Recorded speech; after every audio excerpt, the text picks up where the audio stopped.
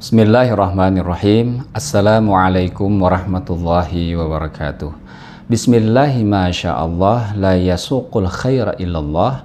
Bismillahi masyaallah la yasrifu su'a illallah.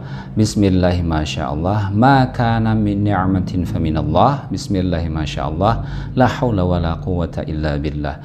Subhanaka la ilma lana illa ma 'allamtana innaka antal alimul hakim wala haula wala quwwata illa billahil aliyil azim.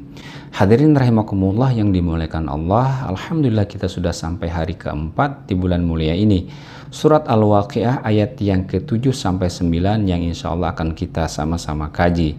Dalam ayat ini Allah Subhanahu wa taala menjelaskan 3 kelompok manusia pasca kiamat. Ada golongan terdahulu, golongan kanan, dan golongan kiri. Firman Allah Subhanahu wa taala, A'udzu billahi minasy syaithanir rajim. Bismillahirrahmanirrahim. Wa kuntum azwajan thalathah fa ashabul maimanati ma ashabul maimanah wa ashabul masy'amati ma ashabul masy'amah. Dan kalian menjadi 3 golongan, yaitu golongan kanan alangkah mulianya golongan kanan itu, dan golongan kiri alangkah sengsaranya golongan kiri tersebut. Hadirin rahimakumullah, setelah pada ayat yang lalu menjelaskan apa yang terjadi di bumi saat terjadi kiamat, kini ayat-ayat berikut menjelaskan keadaan dan kelompok-kelompok penghuni bumi pasca kiamat tersebut. Manusia pada saat itu akan mendapatkan ganjaran setimpal berdasarkan golongan amal mereka. Firman Allah Subhanahu wa taala, "Wa kuntum azwajan thalathah." Dan kalian menjadi 3 golongan, ai wa kuntum ayuhan nas asnafan wa farqan salath, ahlul yamin wa ahlus shimal wa ahlus sabq. Wahai manusia, kalian setelah kiamat itu terjadi menjadi 3 golongan.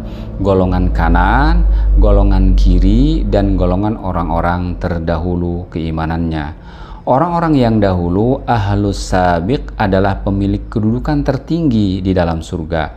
Golongan kanan, ahlul yamin, adalah ahli surga yang lainnya. Sedangkan golongan kiri, naudzubillah, ahlus shimal, adalah ahli neraka. Inilah tingkatan umat manusia nanti di akhirat. Hadirin yang dimuliakan Allah Subhanahu wa taala, kemudian Allah lebih menjelaskan ketiga golongan tersebut. Fa ashabul maimanati ma ashabul maimanah, yaitu golongan kanan alangkah mulianya golongan kanan itu. Kata tanya istifham di sini ini ma ashabul maimanah, untuk mengagungkan dan membanggakan. Istifham litafkhim wa ta'zim.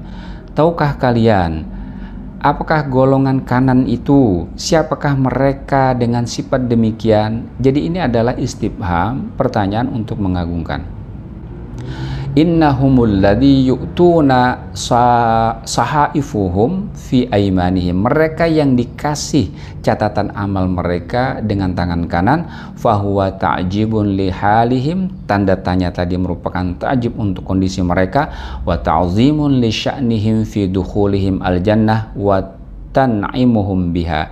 Dan itu merupakan pengagungan akan keberadaan mereka, masuknya mereka di surga dengan segala kenikmatannya. Golongan kanan adalah orang-orang yang tangan kanan mereka dipegang dan dituntun ke surga. Golongan kiri adalah orang-orang yang tangan mereka ditarik dan dipegang, dipaksa masuk neraka. Demikian menurut pendapat As-Suddi. Hadirin yang dimuliakan Allah Subhanahu wa taala, kata al-maimanah serupa dengan kata al-yamin, artinya kanan, terambil dari kata yumun, berarti keberkatan. Arah kanan biasa digunakan sebagai isyarat tentang kebaikan dan kebahagiaan. Demikian pula ini banyak digunakan oleh beberapa umat. Wa ashabul masy'amati ma ashabul masy'amah. Dan golongan kiri alangkah sengsaranya golongan kiri tersebut. Mereka adalah orang-orang yang diberi catatan amal dari tangan kiri.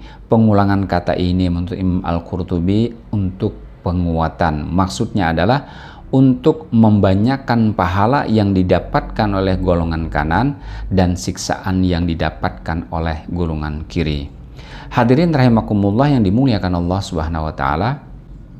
Istilah kanan untuk kebaikan dan kiri untuk keburukan juga diisyaratkan hadis Rasulullah SAW riwayat Imam Muslim ketika beliau melakukan Isra dan Mi'raj dari Abu Dzar radhiyallahu anhu dari Rasulullah SAW, yang artinya ketika kami menaiki langit dunia, tiba-tiba ada seorang laki-laki yang di sebelah kanannya sejumlah besar orang dan di sebelah kirinya sejumlah besar orang.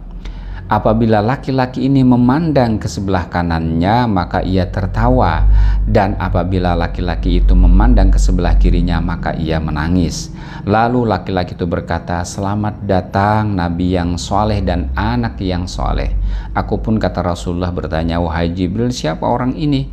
Jibril menjawab, "Ini adalah Adam alaihissalam. Sejumlah besar orang yang berada di sebelah kanan juga sebelah kirinya adalah keturunan-keturunannya.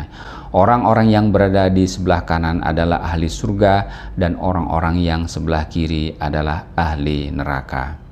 Dahulu masyarakat Arab memiliki kebiasaan melepas burung sebelum memulai pekerjaan mereka. Bila ia terbang dari arah kiri ke kanan, maka mereka katakan pertanda buruk, dan apabila dari kanan ke kiri, menurut mereka itu pertanda baik.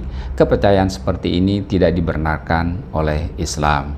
Hadirin yang dimuliakan Allah Subhanahu wa taala, demikianlah makna surat Al-Waqiah ayat yang ke-7 sampai 9, kondisi golongan manusia setelah kiamat terjadi.